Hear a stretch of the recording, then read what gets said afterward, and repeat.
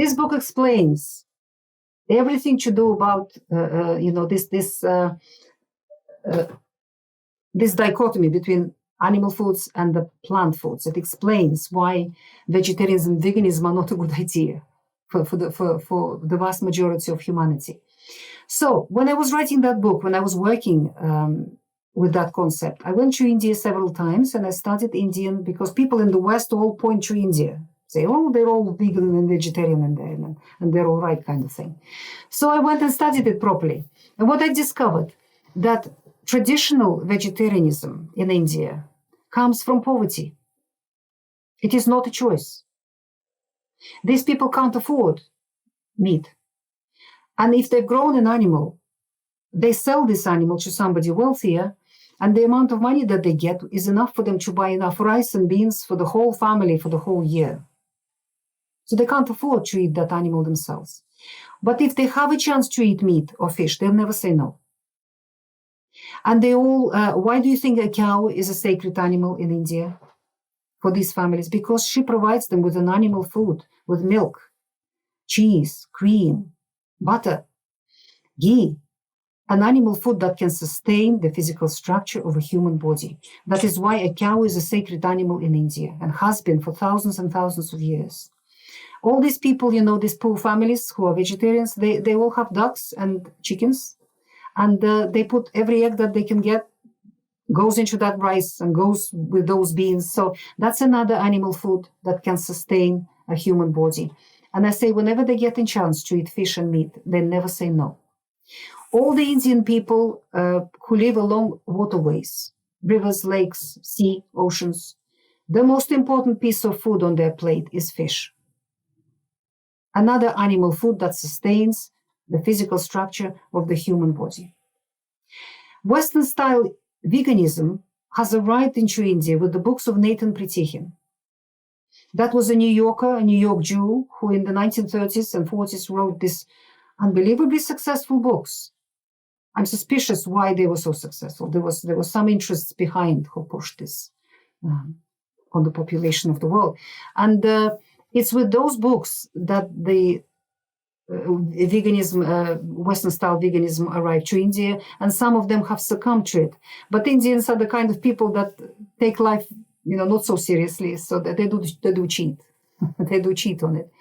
And an interesting fact that I've discovered in India, I was on excursion, and the guide was explaining something to us, and then she pointed to this group of people dressed up in particular clothes. And they said, oh, look, this is a group of Hindu pilgrims traveling across the country to their sacred sites. And part of their pilgrimage is a 41, 42-day fast. I immediately asked what kind of fast. She didn't know. So next day, I was fortunate enough to meet a group of people like that sitting on the beach. And I spoke to them.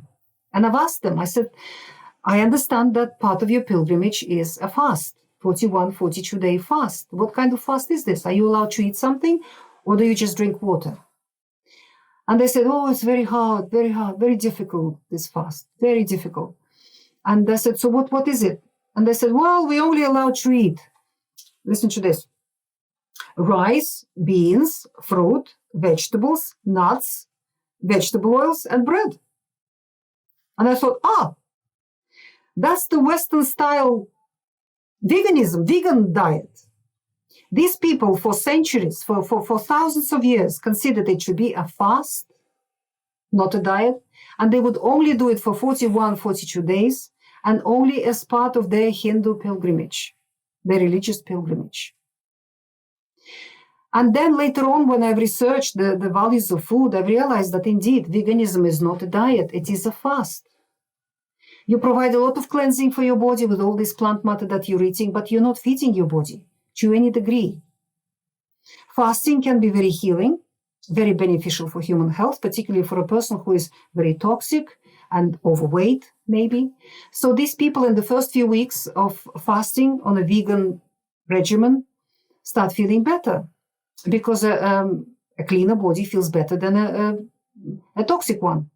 But then at a certain point, the body finishes cleansing, and it becomes hungry, and it asks to be fed. And the way the body asks to be fed, it gives you a desire for a roast chicken, for eggs and bacon, for fish, for cream, for cheese, for something like that. Trouble is, in the West, many vegans follow this regimen for political reasons, religious reasons, emotional reasons, various other reasons. They don't listen to their body. They force it to continue cleansing when the body is asking to be fed. And at that point, the body has no choice but to start cannibalizing itself, to start dismantling muscle and bone in order to feed the brain, the heart, the lungs, the liver, and other vital organs. The body goes into a survival mode. And I have seen enough vegans in my clinic. I have worked with many, many vegans and vegetarians whose muscle loss and bone loss are catastrophic. Connective tissue loss, absolutely catastrophic. So in effect, these people are eating meat. They are carnivorous. They're just not obtaining the meat from outside their bodies. They're eating their own meat in order to survive, in order for the vital organs to continue ticking on. But what happens with them, their brain shrinks, and that's been now confirmed with MRI scans. Literally, the brain matter shrinks. That is why these people become hangry. It's now a clinical term made out of two words, angry and hungry. Because the brain is starving, these people become revolutionaries. They are intolerant, they're very critical, they berate everybody who eats meat, and they become evangelical about it. And sense of humor disappears, and cognitive ability reduces, and critical thinking reduces in these people. They don't perceive the state their body's in. They don't realize how far they've gone, how they're destroying their body. They think they're perfectly healthy, and they think they're feeling perfectly well. So veganism is not a diet, it is a form of fasting. And people need to understand that, and that's what I explain in this book, Vegetarianism Explained. So we need to understand the value of animal foods and the value of plants.